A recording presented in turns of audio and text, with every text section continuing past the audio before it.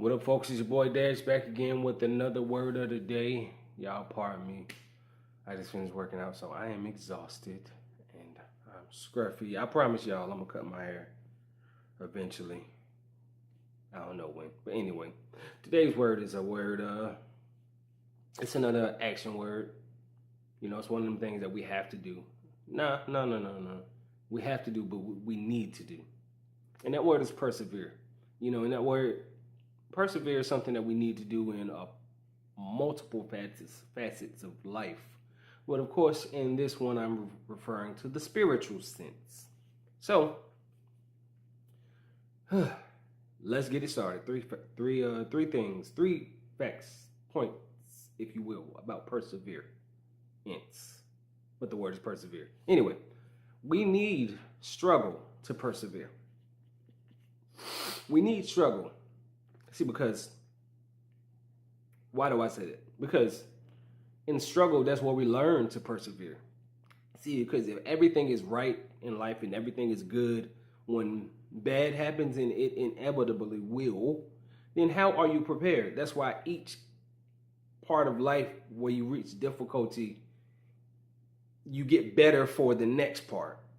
You know, it feels crazy while you're in it, but when it comes again, because again, nobody goes through hard stuff in life just once. That's not realistic.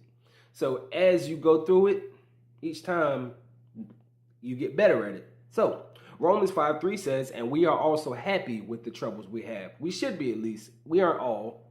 Why are we happy with the troubles? Because we know that these troubles make us more patient, thus persevere. These troubles help us persevere. It makes us more patient and makes us more able to go through it the next time around, whenever it comes again, because it comes again. You know, life is a seasons. It's put together in seasons, so to speak, and each season is a different one. You know, you have good seasons, you have bad seasons, like my Steelers are having right now, but that's another story. But James 1:3 says, because you know that the testing of your faith produces perseverance. The testing of your faith, faith, not face. The testing of your faith builds perseverance. Because, again, why does it build perseverance? For one, it's the testing of your faith, because at the beginning of it, or, you know, not at the beginning of it, because at the beginning of it, you might not even realize that this is the season that you're about to enter. But in the middle of it, because the middle is where it is. That's where the realness gets. That's where the struggle comes in, really in the middle. And then that middle part is where the faith is really tested, because that's where those questions come about as to, okay, why am I going through this? Or what am I supposed to do to get out of it? Or who do I need? Or what do I need? Or where should I go? Or what should I put my energy towards? And it brings you perseverance, because now once you get out of it, you can sit back and say, one, God brought me out of it. Two, I was able to get out of it. You know, I was able to use the strength that God gave me. See, because God gives everybody strength, but everybody doesn't use it for the right thing. It's choices, you know. Life is also a cycle of choices. And if you make the wrong ones, you get the wrong outcome. That's just what it is. But moving forward, what we have to persevere is minor in comparison to Jesus. Now, that is a tidbit for you to be able to keep in mind, so when you are going through a struggle, you can remember Hebrews 12:2. We must never stop looking at Jesus. We must never. That's what I mean. Keep it in your mind. He is the leader of our faith, and our faith is in him because he was sent. And he is the one who makes our faith complete. He suffered death on the cross, but he accepted the shame of the cross as if it were nothing, because of the joy he could see waiting for him. And that joy is our salvation. And now he is sitting at the right side of God's throne. Think about that. Jesus persevered through death. Took it like nothing. Yeah, of course, in it, there were struggles for him. Jesus struggled. So don't think less of yourself for struggling. Don't think less of yourself for struggling, okay? So, Jesus persevered through death. No human, none of us can do that. Because once how many of us are going to make the choice to die? Like, realistically speaking, I know it's a lot of us that say, I will die for Jesus, I will do. But realistically, when it's time, that moment comes, who going to fold and who going to stand 10 toes down? Really, like, ask yourself that. See, because if you're going to say that you would die for Jesus, then it shouldn't be so hard to not do, it shouldn't be so hard to at least try to put maximum effort into walking a life of righteousness. So if you have struggles with that, then you're going to have a struggle with the idea of dying for Christ. Just a fact. Anyway, Ephesians 5:2 says, live a life of love. Love others just as Christ loved us. And that's the first part, but this is the part I'm getting to.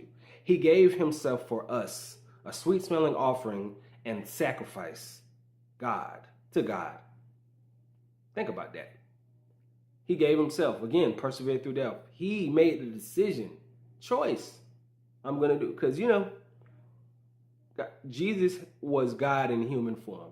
So that means that Jesus could have got off of that cross. Could have killed everybody there. It would have been over with for him.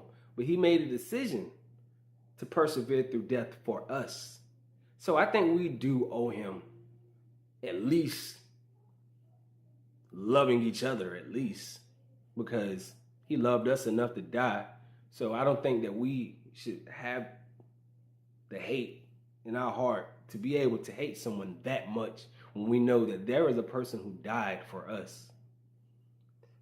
Anyway, moving forward, persevere to the end and reap God's promise. Now, persevering through the end, yes, it's going to be hard. As Christians, we fight. We fight daily. And whether it's another person involved or not, we fight daily. We fight daily. And we fight ourselves. That's what we fight daily, ourselves. We fight the things that we naturally want to do and push through that to get to the things that we should do spiritually. Hebrews 10:36 says, you need to persevere so that when you have done the will of God, you will receive what he has promised. When you have done the will of God. And in the will of God, there is perseverance. In fact, walking in the will of God will make perseverance a little easier. It'll make you make persevering a little easier because you'll have peace in it. You will have a purpose in it. See, a lot of people persevere through things just to get through it. And that's cool. It builds some strength in you. It does. But then you have nothing to show for it. I mean, I don't know. That makes sense to me. But anyway, Romans 2:7 says, some people live for God's glory, for honor, and for life that cannot be destroyed. They live for those things by always continuing to do good. God will give eternal life to them. Now, the promise is the promise. God will give eternal life to them. But let me speak to always the always continuing to do good. Now, when it says always, let's think about what always means. That means in every single scenario, whether good, whether bad, always do good. Somebody did you wrong, do good. Somebody hurt one of your family members, do good. Somebody stole from you, do good. You're not happy today, do good. You're angry today, do good. You're sad today, do good. Depression is trying to creep up, do good. Always do good.